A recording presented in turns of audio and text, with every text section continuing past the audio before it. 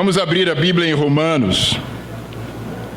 E para você que está nos convidando, nós temos estudado aqui na igreja, nos últimos meses, sobre os atributos de Deus, sobre as qualidades de Deus. E é um assunto, obviamente, inesgotável. E hoje eu quero falar sobre um específico, que é a paternidade de Deus. E um subtítulo que eu daria para essa lição hoje é Filhos por Adoção. Em Romanos capítulo 8, nós vamos ler um trecho a partir do versículo 14, que vai falar um pouco sobre isso. A carta de Romanos foi escrita mais ou menos no ano 57 depois de Cristo. Paulo provavelmente estava em Corinto quando ele escreve essa carta para a igreja em Roma, que era uma igreja que tinha judeus e gentios. Paulo nunca havia estado lá, ele não conhecia aquela igreja. E ele escreve essa carta maravilhosa. Basicamente, nos 7 primeiros capítulos, ele vai explicar verdades maravilhosas do Evangelho. Ele vai falar sobre a justificação pela fé, ele vai falar sobre a união com Cristo, sobre a salvação somente por meio de Cristo e não por meio das nossas obras. Ele vai tratar desses assuntos profundamente. E no segundo momento, no capítulo 8 até o final, Paulo responde à pergunta que ele faz lá em Romanos, de como a fé no Evangelho de Cristo leva de fato a uma transformação de vida. Mais do que o que Paulo tinha em mente, eu acredito que ele queria que aquela igreja compreendesse, era que cristianismo era mais do que algo mecânico, era mais do que algo de fazer coisas, mas era uma vida de um coração entregue completamente. Uma vida, um cristianismo que vinha de dentro do seu coração, que não vinha das obras, que não vinha das regras, que não vinha do fazer, mas que vinha do ser um cristão. E Romanos, do capítulo 8 ao 16, ele vai falar sobre isso. E eu queria, antes de nós lermos, fazer uma oração juntos. Pai, obrigado por estarmos aqui, por tudo que temos ouvido e recebido aqui nessa manhã. Eu oro, Pai, que pela Tua graça e misericórdia o Senhor possa usar a minha vida para comunicar a Tua mensagem. Que, mesmo diante das minhas imperfeições e pecados, que o Senhor possa falar por meio de mim hoje de manhã. Que o Evangelho possa encontrar corações abertos. Pai, que nós sejamos convencidos por Ele, convencidos da Tua paternidade, convencidos, Pai, do Teu amor incondicional, convencidos da Tua adoção pelas nossas vidas. Pai, nos dá a presença do Teu Espírito aqui e que a Tua palavra hoje percorra as nossas almas e os nossos corações, produzindo reflexões, decisões, inspiração e uma decisão e um desejo de andar ao Teu lado, Pai, de Te conhecer cada vez mais e mais. Eu Te agradeço por Jesus e oro tudo isso no nome dEle. Amém. Romanos capítulo 8, versículo 14. A Bíblia vai falar assim, eu quero pedir licença para usar a linguagem da NVI. Eu não sei se eu vou atrapalhar muitos de nós aqui que não temos a NVI em mãos, se eu ler na NVI. Não? Não? Obrigado, porque eu acredito que ela traz expressões mais fidedignas e mais compreensíveis para aquilo que eu quero comunicar hoje. Romanos 8, versículo 14, a Bíblia fala: pois se vocês viverem de acordo com a carne, morrerão. Mas se pelo Espírito fizerem morrer os atos do corpo, viverão. Porque todos os que são guiados pelo Espírito de Deus são filhos de Deus. Pois vocês não receberam um espírito que os escravize para novamente temerem, mas receberam o Espírito que os torna filhos por adoção, por meio do qual clamamos: Abba, Pai. O próprio Espírito testemunha ao nosso espírito que somos filhos de Deus. Se somos filhos, então somos herdeiros, herdeiros de Deus e co-herdeiros com Cristo. Se de fato participamos dos seus sofrimentos, para que também participemos da sua glória. Considero que os nossos sofrimentos atuais não podem ser comparados com a glória que em nós será revelada. A natureza criada aguarda com grande expectativa que os filhos de Deus sejam revelados, pois ela foi submetida à inutilidade, não pela sua própria escolha, mas por causa da vontade daquele que a sujeitou, na esperança de que a própria natureza criada será libertada da escravidão, da decadência em que se encontra, recebendo a gloriosa liberdade dos filhos de Deus. Sabemos que toda a natureza criada geme até agora como em dores de parto. E não só isso, mas nós mesmos que temos os primeiros frutos do Espírito, gememos interiormente, esperando ansiosamente nossa adoção como filhos, a redenção do nosso corpo. Pois nessa esperança fomos salvos, mas esperança que se vê não é esperança. Quem espera por aquilo que está vendo, mas se esperamos o que ainda não vemos, aguardamo-lo pacientemente. Se nós quisermos entender quem é um cristão e por que ser um cristão é um privilégio, nós precisamos compreender o significado da adoção divina. A gente precisa entender a magnitude do que Paulo está explicando aqui.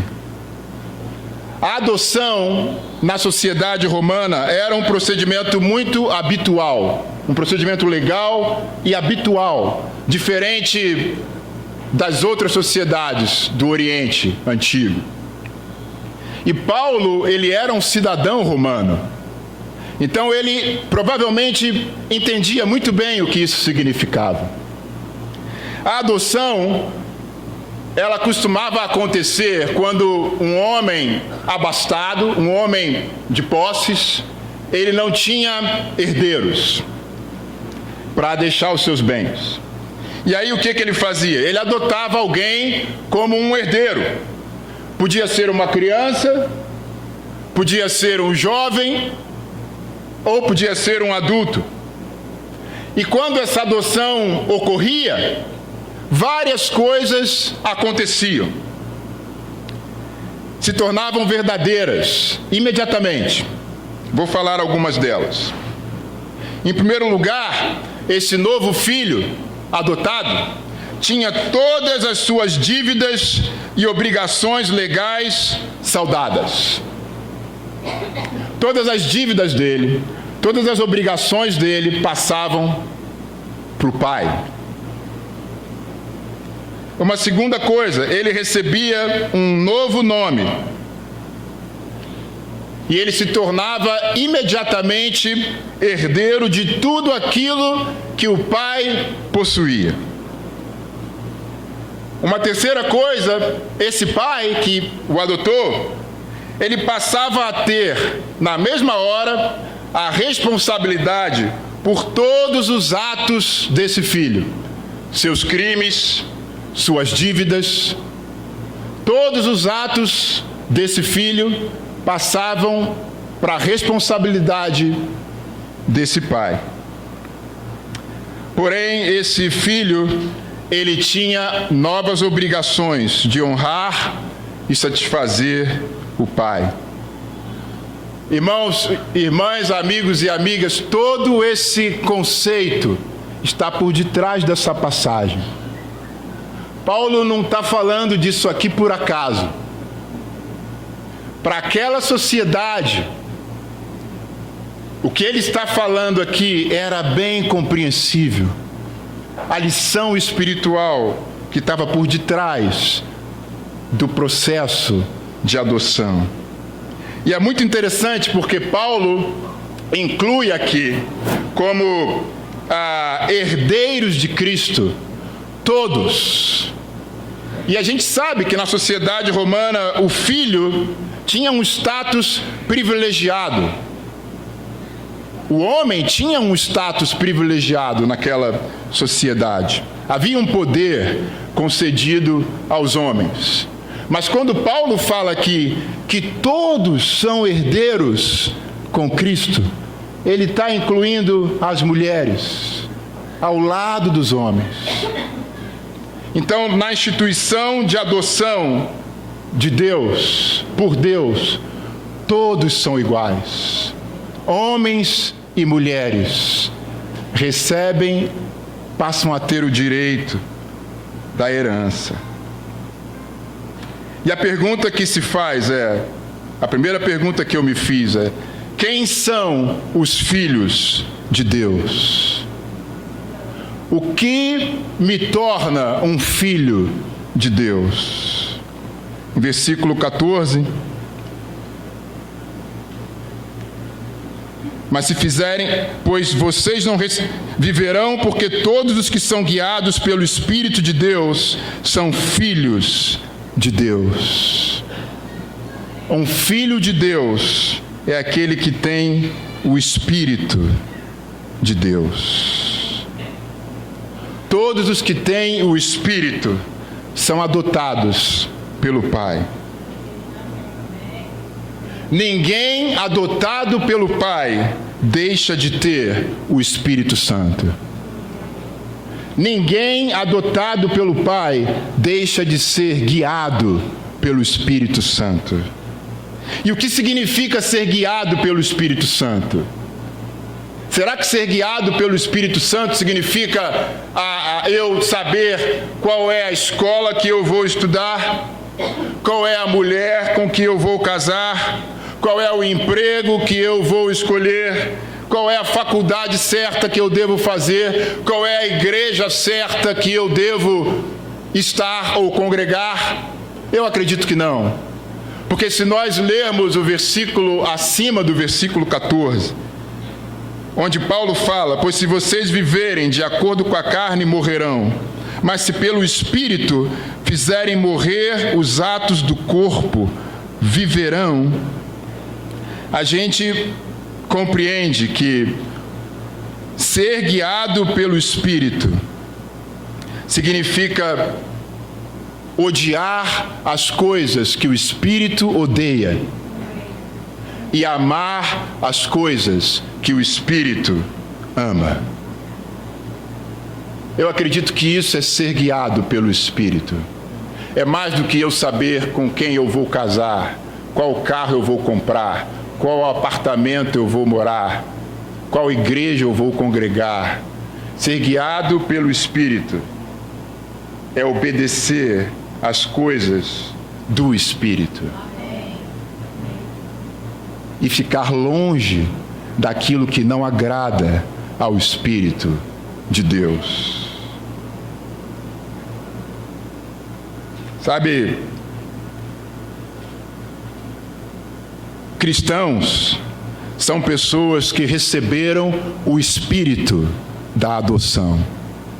A palavra adoção tem o significado de filiar. Filiar, tornar filho. A imagem da adoção nos diz que ninguém nasce em um relacionamento verdadeiro com Deus. Ninguém já nasce como um filho de Deus. Somos criaturas de Deus. Nos tornamos filhos de Deus a partir do momento em que Deus nos adota. A imagem da adoção mostra que o nosso status anterior era de não ser um filho. Nós não somos filhos naturais de Deus. A imagem da adoção revela isso.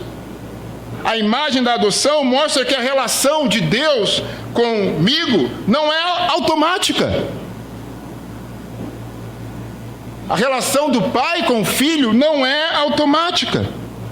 Na origem, no início, eu era um órfão, um escravo espiritual.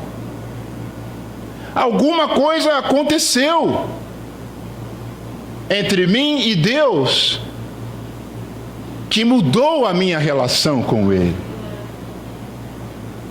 que foi a adoção de Deus. Eu acredito que alguns aqui, hoje de manhã, ainda são órfãos. Eu acredito que alguns aqui não têm o Espírito de Deus. Você é uma criatura de Deus, mas você não é um filho de Deus. Pelo fato de você talvez não ter vivido a experiência da adoção por Deus. A imagem da adoção nos diz que a nossa relação com Deus se baseia em um ato completamente legal do Pai, somente do Pai. Você não conquista um pai, você não negocia para ter um pai. Não é isso? A adoção é um ato totalmente unilateral. É o pai e a mãe que escolhem. O filho nada faz. Toda a despesa, todo o desgaste é do pai e da mãe. Não há nada que o filho possa fazer. Ele é recebido. E ponto final. Para eu entender um pouco mais isso, porque eu nunca adotei ninguém, eu quis convidar um casal aqui para falar um pouco sobre isso. O que é esse ato de adotar alguém? E é um casal muito especial porque eles são cristãos há muitos anos. É um casal de mais de 50 anos de idade, que esse ano tiveram essa experiência de adotar uma criança. Marquinho e Claudete, venham aqui rapidinho.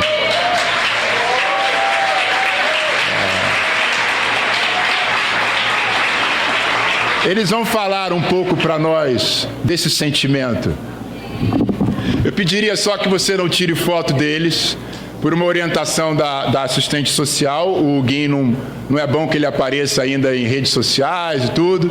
Então, vamos só ouvir o que ele dizer. Aí, eu lembro quando eu comecei a ter a primeira saída com o Marcos, eu não tinha nem namorado. Eu virei para o pessoal, se um dia eu casar, eu vou adotar uma criança. E aí, ele falou, tudo bem, né? E aí casamos, e aí eu lembro que a Shirley do Samuel estava indo numa reunião, e ela me comentou que ela estava indo numa reunião da adoção. Eu falei assim, eu quero ir. Ela, não pode, eu fui agendada. Falei, mas eu vou assim mesmo, saber como é que é. E aí fui, cheguei lá, era realmente já para pegar as documentação, para os papéis, né, para levar para você e para o teu esposo, né. E aí eu cheguei para o Marco e falei assim, aí Marco, ó, já comecei. Fui lá, peguei o papel, só que você tem que entrar junto, né? Tem reunião, tem tudo. Falei, tá bom, vamos lá. E ele abraçou o sonho, nós fomos. Foi desafiante, porque eu lembro, tem que entrar também no negócio de psicólogo, né? Psiquiátrico, né? E tive algumas frustrações, né? Que foi na fase da psiquiatra, que meu marido realmente... Ele não gosta muito de falar, ele é tímido. E aí o doutor veio e falou comigo assim, bem grosso mesmo. E eu, assim, eu sempre defendi o Marco, assim, com minha unha e dente, né? Para mim, ele é meu marido e a gente está junto, né? E eu falei assim, meu marido é sadio, é porque ele é egoísta. Eu falei logo com ele. Ele não gosta de falar porque ele é egoísta. Ele tem quase o 2º grau, ele trabalha. E aí ele foi e falou, tá bom, vamos para lá. E aí eu falei, tá bom. E aí no final eu falei com a secretária, será que ele vai me dar? Porque eu fui bem firme com ele, né? Aí ela falou assim, não, ele vai te dar. Aí ele foi e me deu o papel, né, que a gente estava apto, né, para adotar uma criança. E entramos na fila, é longa, né? Eu animo quem quiser, já entra logo, porque eu esperei 4 anos e 7 meses na fila. Tive também uma primeira frustração, que me ligaram para me receber o bebê. E quando eu cheguei lá, eu não podia receber, porque eu tinha mudado de endereço. Para mim foi como se eu tivesse um aborto. Eu senti mesmo aquela dor na barriga, né? Chorei muito, né? Eu lembro que foi numa quarta-feira, eu vim no culto e as irmãs me animaram, até falaram para mim entrar no processo. Eu falei que não, vou confiar, Deus vai dar o tempo dele. E aí quando veio a ligação mesmo do Hugo, eu até nem esperava, né? Eu falei, eu estou esperando sim, estou na fila. Então a senhora vem, tá, estou indo. E aí fui, te mostrar o bebê na foto. E aí quando eu cheguei lá, que vi o menino, aí eu falei, posso pegar? Assistência social? Pode, é teu filho. Aí eu falei, meu filho? Aí peguei no colo, mas a minha ficha mesmo caiu, foi na 2ª visita. Que quando eu fui visitá-lo, peguei ele no colo, pude dar mamadeira, e a gente ficou interagindo mesmo, pai e filho ali. Gente, olha, não tem outra coisa. É filho, ele é meu filho e é filho. E a adoção realmente é isso, né?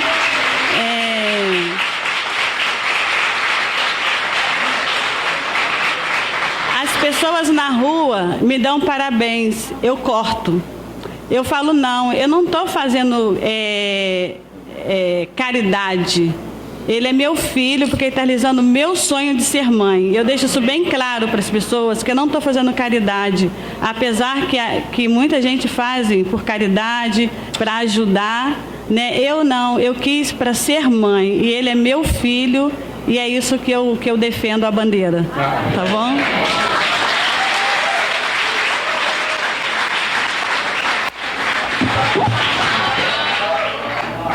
Bom dia, irmão. Muito especial. É muito especial, né? Porque vendo quanto Deus tem feito para nossa vida, né? E quanto ele é muito especial para a gente, né?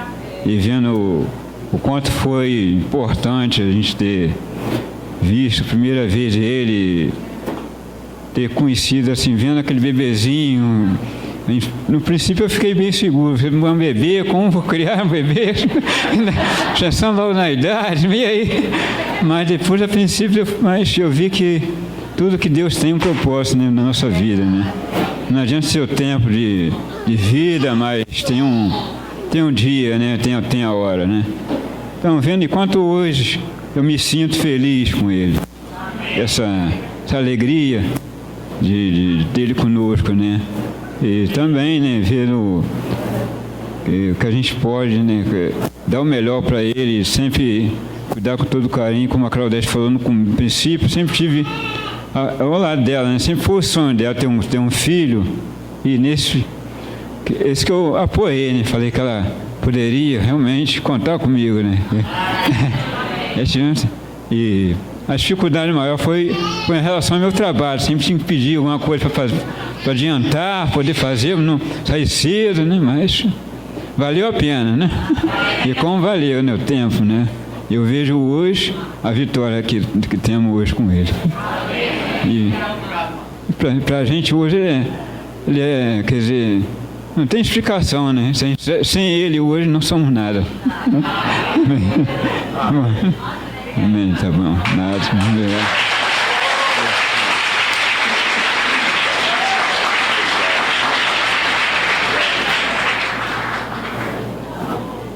Amém.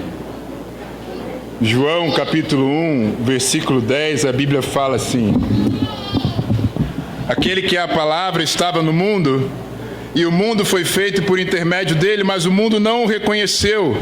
Veio para o que era seu, mas os seus não o receberam.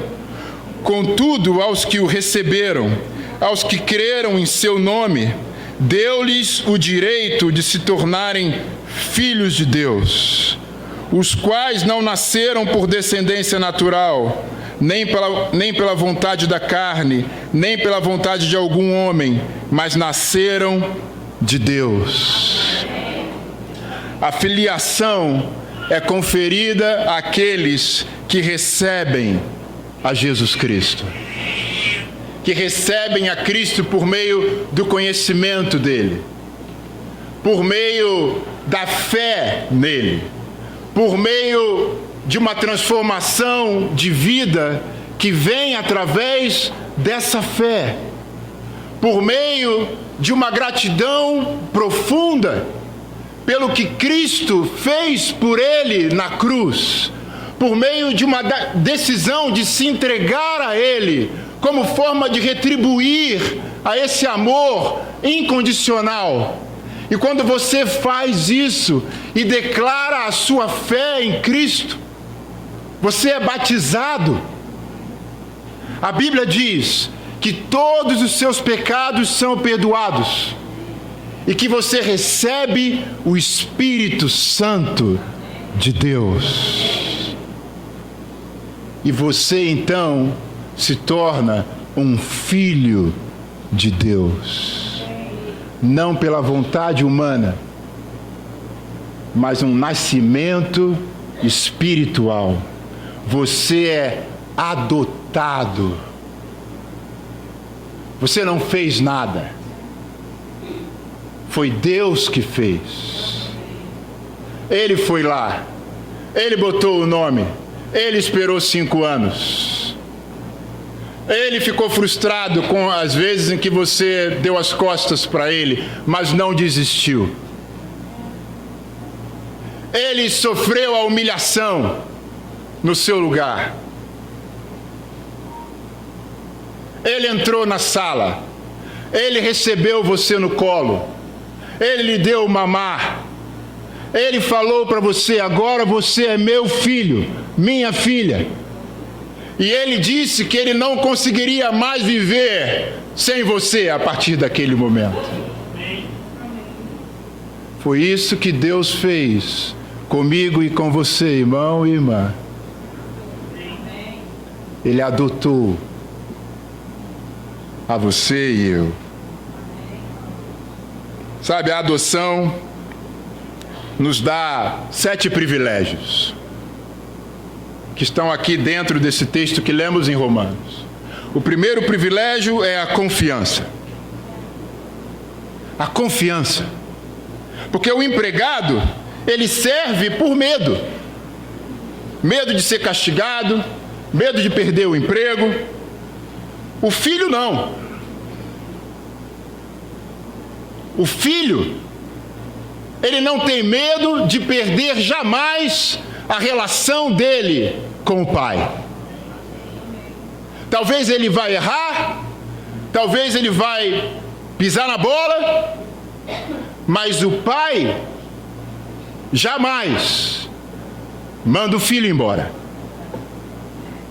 A relação do filho com o pai é tremendamente distante e diferente da relação do empregado com o patrão. Um filho tem confiança. Um filho tem autoridade. Porque o empregado, um escravo, ele não tem autoridade em casa. Ele só pode fazer aquilo que é ordenado para ele fazer. Mas um filho, abaixo do pai, ele tem autoridade. E ele anda na casa seguro, confiante, equilibrado, porque ele sabe que ele é filho do pai. O filho tem o nome da família. um novo status é concedido ao filho. Um filho, ele tem o privilégio da intimidade. Paulo vai falar lá no versículo 15 de Romanos, que lemos.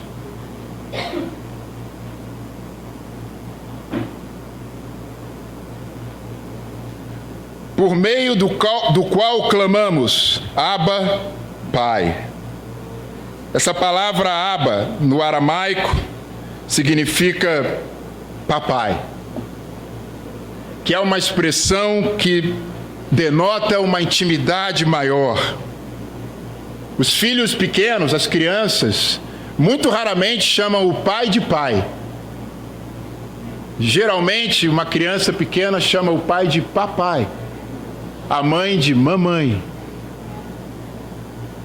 que revela um conhecimento real, uma intimidade, uma amizade mais íntima.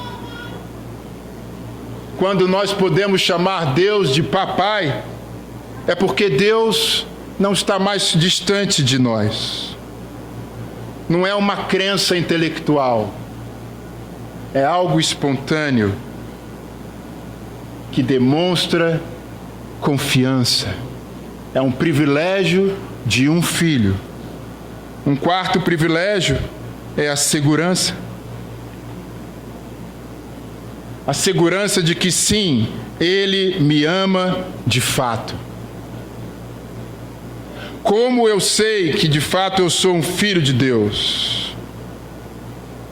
A palavra aqui, quando Paulo fala lá, voltando lá no versículo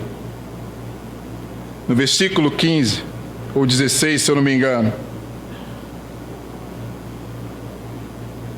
quando ele fala, o próprio Espírito testemunha ao nosso espírito que somos filhos de Deus.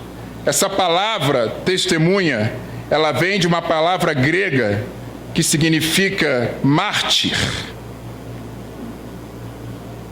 Mártir, é a mesma palavra que vem o termo Marte. Então, quando ele fala que o próprio Espírito testemunha, o que eu aprendi aqui é que essa testemunha é como se fosse aquela pessoa que você está num caso, num julgamento, e aí o juiz chama uma testemunha-chave, aquela pessoa que vai resolver o caso, que aquilo que ela falar resolve o problema. Isso é o testemunho do Espírito. É uma confirmação. Sim, você é meu filho. Eu acho que todos nós aqui temos evidências na vida de que nós somos cristãos, nós que somos cristãos aqui. A gente tem visto a nossa vida mudar. A gente tem visto o nosso crescimento. A gente tem provas de que Deus está conosco. Entretanto, nesse texto, a Bíblia está falando, Paulo está falando, que o Espírito de Deus pode se aproximar de mim. E além de tudo aquilo que eu mesmo sinto e vejo na minha vida, que prova de que eu sou um filho de Deus, o Espírito de Deus pode se aproximar de você e falar, e testemunhar, sim, você é minha filha. Com certeza, alguns de nós já experimentaram isso aqui. Quando você sente a presença de Deus com você, você já deve ter vivido uma experiência dessa. Algo que aconteceu com você, que você sentiu Deus próximo de você. Talvez a gente não sinta isso o tempo todo, ou não sinta com a força, mas a gente já teve experiências assim. E o que a Bíblia está falando que, além disso, o Espírito Santo de Deus, ele testemunha a nosso favor, dizendo que nós sim somos filhos de Deus. Uma quinta coisa, que é um privilégio por ser um filho, é a herança. A Bíblia fala que com Cristo nós somos co-herdeiros de Deus. Isso quer dizer que nós temos uma herança. Em épocas antigas, o primeiro filho era o herdeiro, o filho mais velho. Podiam haver vários filhos, todos eram amados, mas o filho mais velho, ele detinha o privilégio da herança maior. Paulo está chamando todos os filhos, todos os cristãos, de herdeiros de Deus. Todos nós, do primeiro ao último, do mais velho ao mais novo, temos direito à herança de Deus.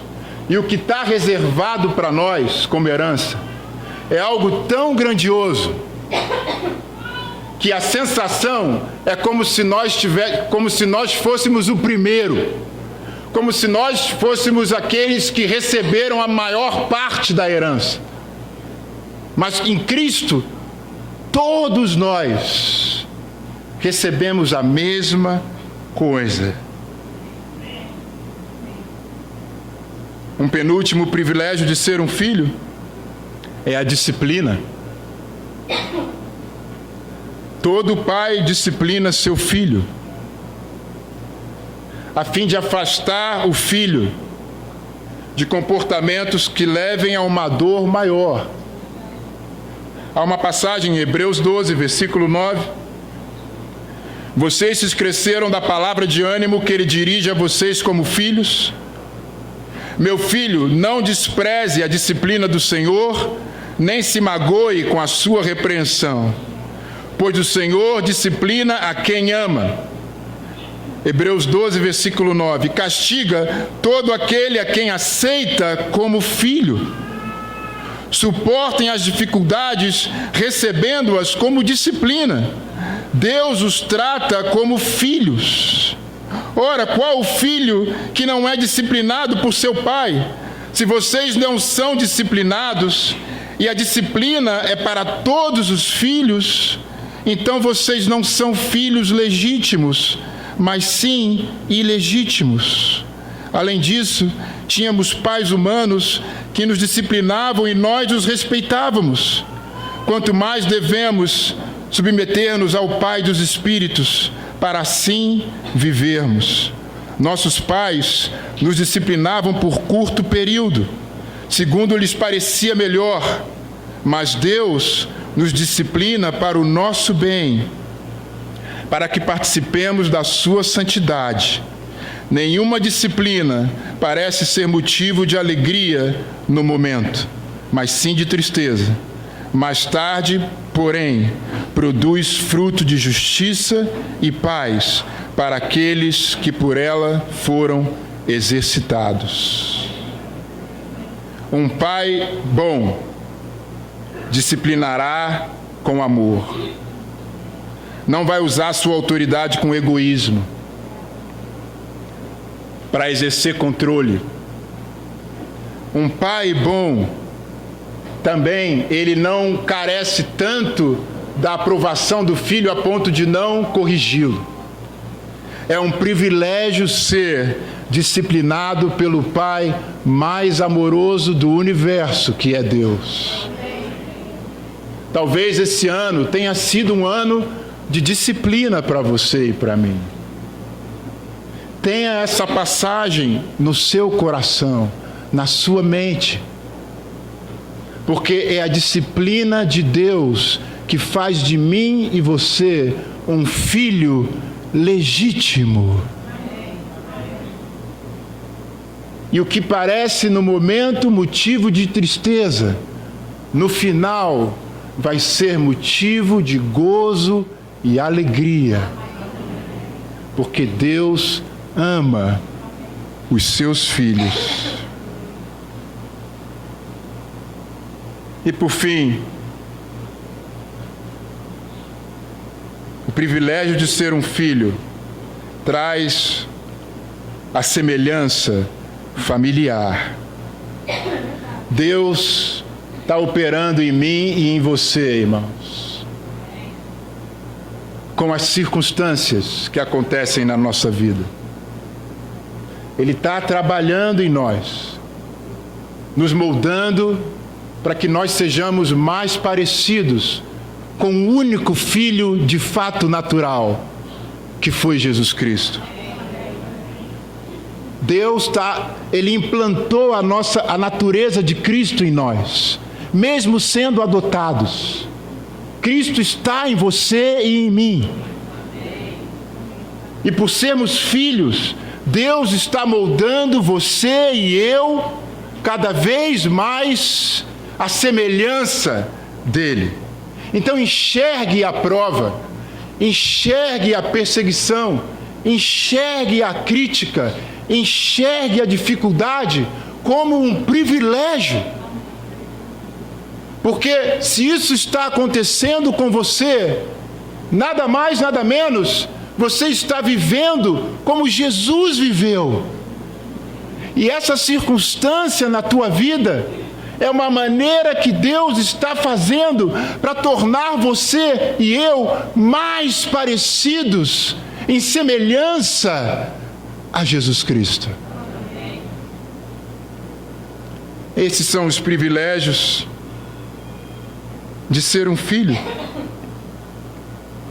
A adoção é uma capacidade que o Espírito de Deus nos dá de nos aproximar do Pai, seguros, espiritualmente e emocionalmente. E a pergunta final: será que vale mesmo a pena? Será que tem valido a pena essa caminhada cristã? Tem valido a pena essa dor, esse sofrimento? A herança prometida aos cristãos tem sido digna? Pode ser que você hoje esteja aqui concluindo que não tem valido a pena. Pode ser que hoje você esteja calculando desistir. E Paulo está falando aqui no final de Romanos, lá no versículo, é que eu não anotei aqui os versículos, mas quando ele começa a falar aqui, Romanos capítulo 8, considero que os nossos sofrimentos atuais, está lá no versículo 18, considero que os nossos sofrimentos atuais não podem ser comparados com a glória que em nós será revelada. A natureza criada aguarda com grande expectativa que os filhos de Deus sejam revelados. Pois ela foi submetida à inutilidade, não pela sua própria escolha, mas por causa da vontade daquele que a sujeitou, na esperança de que a própria natureza criada seja libertada da escravidão da decadência em que se encontra, recebendo a gloriosa liberdade dos filhos de Deus. A Bíblia fala que essa herança que nos é reservada, ela é tão grande, tão poderosa, tão inalcançável à mente humana, que ela vai envolver, irmãos e irmãs, toda a natureza criada. Quando a herança for revelada, toda a criação, tudo o que foi criado, vai se juntar aos filhos adotivos e vai ficar algo evidente e público. A nossa adoção como filhos vai ser pública, vai ser evidente. Segundo Paulo, nós vamos ser perfeitamente iguais a Cristo. Vai ser algo belo, glorioso, a natureza não é tão bela quanto se pretendia ser. Houve uma queda. O que nós vemos aí, toda a natureza, toda a beleza, toda a exuberância da natureza, não é o plano original. O plano original de Deus era algo ainda maior do que isso, do que nós podemos contemplar. E a Bíblia fala que essa herança prometida para os filhos adotivos, essa natureza que nós vemos hoje, ela vai tomar parte disso e ela vai se mostrar como ela de fato deveria ser desde o início. E eu e você, como filhos, seremos anunciados publicamente. O que nós temos visto na vida hoje, o que você está passando na vida hoje, não é a última palavra. Há algo maior. O mundo geme, o universo geme como uma mulher em dores de parto. E Paulo é tão inteligente quando ele fala isso aqui. Porque o universo, irmãos e irmãs, amigos e amigas, a criação está em trabalho de parto. Nós, irmãos e irmãs, estamos em trabalho. Nós estamos em trabalho de parto. Nós estamos na barriga, junto com todo o universo, junto com toda a criação. Nós estamos na barriga. Então toda essa dor, toda essa aflição que você sentiu, toda a tristeza, toda a lágrima, toda a dúvida, toda a incerteza que você pode ter passado esse ano, faz parte de um processo que ainda não terminou. E assim como a mãe sente as dores, e são dores difíceis, mas quando o bebê nasce, você vê que toda aquela dor resultou numa alegria indizível de ter os filhos nos braços, não é, Clau?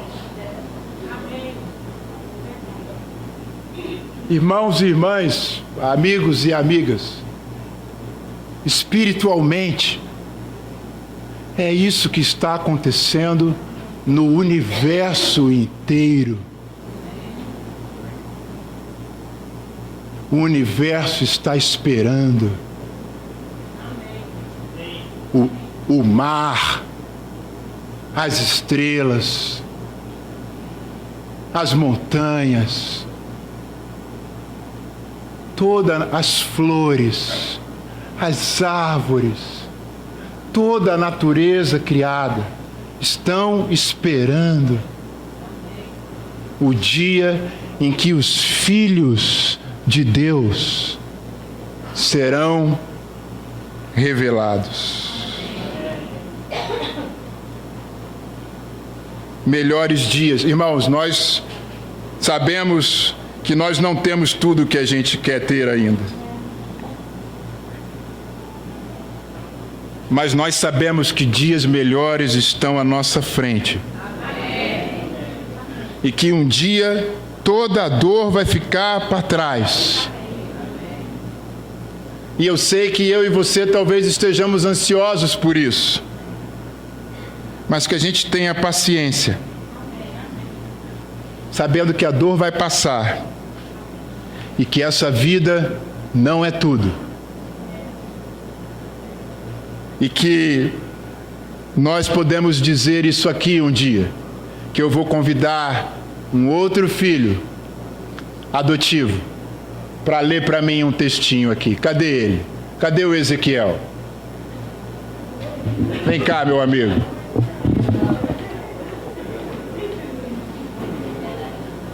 Tá pronto?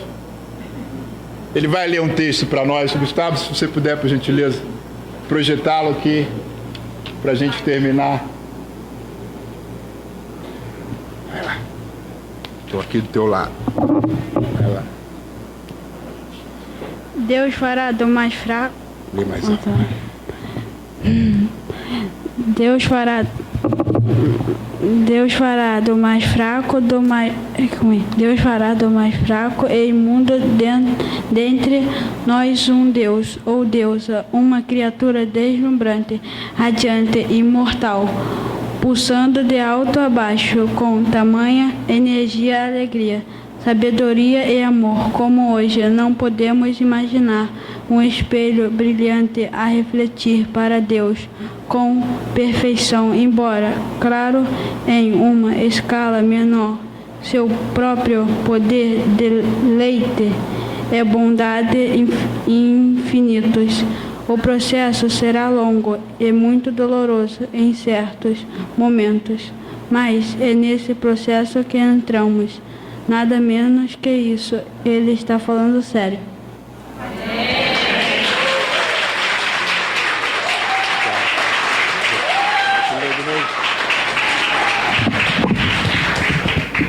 Deus fará do mais fraco e imundo dentre nós um Deus ou uma deusa, uma criatura deslumbrante, radiante, imortal, pulsando de alto a baixo com tamanha energia, alegria, sabedoria e amor, como hoje não podemos imaginar. Um espelho brilhante a refletir para Deus com perfeição, embora, claro, em uma escala menor, seu próprio poder, deleite e bondade infinitos. O processo será longo e muito doloroso em certos momentos, mas é nesse processo que entramos. Nada menos que isso. Ele estava falando sério.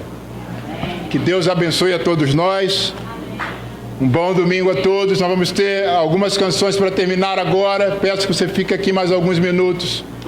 E obrigado por terem vindo. Bom dia a todos.